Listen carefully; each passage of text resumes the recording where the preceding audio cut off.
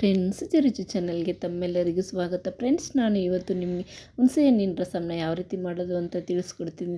ಅದಕ್ಕೆ ಏನೆಲ್ಲ ಪದಾರ್ಥಗಳು ಬೇಕು ಅಂತ ನೋಡ್ಕೊಳ್ಳೋಣ. ಮೊದಲಿಗೆ 2 ಚಮಚ ಎಣ್ಣೆ ತೊಗೊಂಡಿದ್ದೀನಿ, 1 ಟೊಮೊಟೊನ ಕಟ್ ಮಾಡಿ ಇಟ್ಕೊಂಡಿದ್ದೀನಿ, ಹಾಗೆ 1 ನಿಂಬೆಹಣ್ಣು ಸೈಜ್ ಗಾತ್ರದ ಹುಣಸೆ ಹಣ್ಣು ತೊಗೊಂಡಿದ್ದೀನಿ, 1 ಚಮಚ ಜೀರಿಗೆ ತೊಗೊಂಡಿದ್ದೀನಿ, 1 ಮೀಡಿಯಮ್ ಸೈಜ್ ಗಾತ್ರದ ಈರುಳ್ಳಿ ಕಟ್ ಮಾಡಿ ಇಟ್ಕೊಂಡಿದ್ದೀನಿ, ಹಾಗೆ 1 ಗೆಡ್ಡೆ ಬೆಳ್ಳುಳ್ಳಿ ತೊಗೊಂಡಿದ್ದೀನಿ, 1 ಚಮಚ ಸಾಸಿವೆ, ರುಚಿಗೆ ತಕ್ಕಷ್ಟು ಉಪ್ಪು, 5ರಿಂದ 6 ಗುಂಟೂರು ಮೆಣಸಿನ ತೊಗೊಂಡಿದ್ದೀನಿ, ಹಾಗೆ ಕೊತ್ತಂಬರಿ ಸೊಪ್ಪು, ಕರಿಬೇವು ಸೊಪ್ಪು ತೊಗೊಂಡಿದ್ದೀನಿ, ಹಾಗೆ 1 ಚಮಚ ಅಡುಗೆ ಅರಿಶಿನ ತೊಗೊಂಡಿದ್ದೀನಿ, ಹಾಗೆ ಸ್ವಲ್ಪ ಹಿಂಗೆ ತೊಗೊಂಡಿದ್ದೀನಿ. ಇದನ್ನು ಯಾವ ರೀತಿ ಮಾಡೋದು ಅಂತ ಮೊದಲು ನೋಡ್ಕೊಳ್ಳೋಣ. ಮಿಕ್ಸಿ ಜಾರ್ಗೆ ಈರುಳ್ಳಿ, ಬೆಳ್ಳುಳ್ಳಿ, ಜೀರಿಗೆ ಕಾಳು ಹಾಗೆ ಒಣಮೆಣಸಿನನ್ನು ಹಾಕ್ಕೊಂಡು ನೀರು ಹಾಕೋದೆ ತರ್ತರಿಯಾಗಿ ರುಬ್ಕೋಬೇಕು. ರುಬ್ಬಬೇಕಾದ್ರೆ ಯಾವುದೇ ಕಾರಣಕ್ಕೂ ನೀರನ್ನ ನಾವು ಆ್ಯಡ್ ಮಾಡ್ಕೋಬಾರ್ದು. ನೋಡಿ ಈ ರೀತಿ. ಇವಾಗ ನಾನು ಒಂದು ಪಾತ್ರೆ ಇಟ್ಕೊಂಡಿದ್ದೀನಿ, ಪಾತ್ರೆ ಕಾದಿದೆ. ಇವಾಗ ನಾನು ಎಣ್ಣೆ ಹಾಕ್ತಾಯಿದ್ದೀನಿ. ಎಣ್ಣೆ ಕಾದ್ಮೇಲೆ ನಾನು 1 ಚಮಚ ಸಾಸಿವೆ ಹಾಕ್ತಾಯಿದ್ದೀನಿ. ಸಾಸಿವೆ ಚಟಪಟನ ಸಿಡಿದ್ಮೇಲೆ 1 ಮೆಣಸಿನ ಹಾಗೆ ಸ್ವಲ್ಪ ಕರಿಬೇವು ಸೊಪ್ಪನ್ನ ಹಾಕಿ ನಾವು ಫ್ರೈ ಮಾಡ್ಕೋಬೇಕು.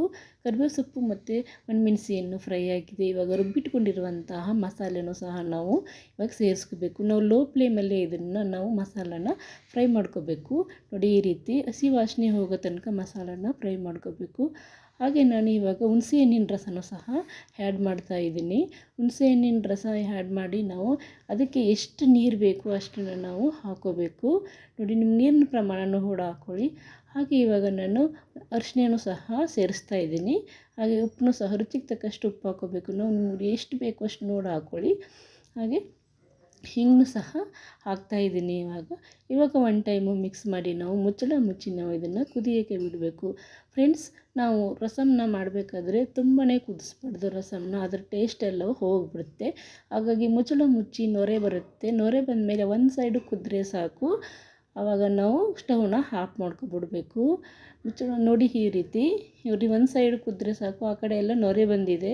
ಇವಾಗ ನಾವು ಆಫ್ ಮಾಡಿಕೊಂಡ್ರೆ ರಸಮ್ಮು ತುಂಬ ಚೆನ್ನಾಗಿರುತ್ತೆ. ತುಂಬ ಕುದ್ಬಿಟ್ರೆ ರಸಮ್ದು ಟೇಸ್ಟ್ ಎಲ್ಲ ಹೋಗಿಬಿಡುತ್ತೆ. ಇವಾಗ ಕೊತ್ತಂಬರಿ ಸೊಪ್ಪನ್ನ ಹಾಕ್ಕೋತಾ ಇದ್ದೀನಿ. ನೋಡಿ ಈ ರೀತಿ ಕೊತ್ತಂಬರಿ ಸೊಪ್ಪು ಹಾಕಿ ಮಿಕ್ಸ್ ಮಾಡಿದ್ರೆ ನಮಗೆ ತುಂಬ ರುಚಿಕರವಾದಂಥ ಹುಣಸೆ ಹಣ್ಣಿನ ರಸಮ್ಮು ರೆಡಿ ಆಗುತ್ತೆ. ನೋಡಿ ಈ ರೀತಿ. ಇದನ್ನು ಮನೆಯಲ್ಲಿ ಯಾವುದೇ ತರಕಾರಿ ಇಲ್ಲದೆ ಇರಬೇಕಾದಂಥ ಸಂದರ್ಭದಲ್ಲೂ ಸಹ ನಾವು ಮಾಡ್ಕೋಬೋದು.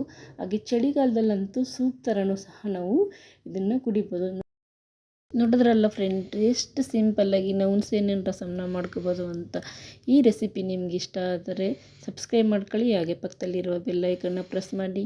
Thank you. Bye bye.